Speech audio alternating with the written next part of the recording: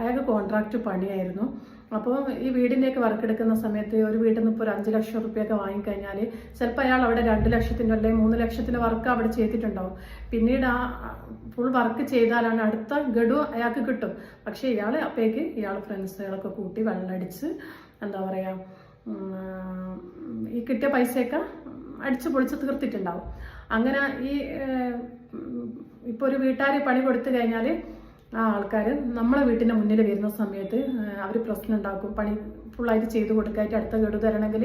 അപ്പോൾ എനിക്കത് കേൾക്കുമ്പോൾ മാനസികമായിട്ട് ഭയങ്കര ടെൻഷനായിരിക്കും. അപ്പോൾ ഞാൻ എൻ്റെ ഓരോ ഗോൾഡായിട്ടും അത് കഴിഞ്ഞതിന് ശേഷം എൻ്റെ വീട്ടിൽ പോയിട്ട് എൻ്റെ അനിയത്തിൻ്റെ അടുത്ത്, എൻ്റെ ഉമ്മാൻ്റെ അനിയത്തിൻ്റെ അടുത്ത് നിന്നൊക്കെ ഒരുപാട്, എൻ്റെ ഉമ്മാൻ്റെ ഗോൾഡായിക്കോട്ടെ അങ്ങനെ പിന്നെ പൈസ ആയിട്ടൊക്കെ ഞാൻ വിചാരിക്കും ഇയാൾ നന്നാവും, എൻ്റെ മോൻ്റെ വാപ്പാണ്, ഒരുമിച്ച് ജീവിക്കണം, എൻ്റെ മോനിക്കും വാപ്പയും വേണം ഉമ്മയും വേണം എന്നൊക്കെ വിചാരിച്ച് ഞാൻ ഒരുപാട് പിടിച്ചു തൂങ്ങി നിന്നെന്ന് പറയണം.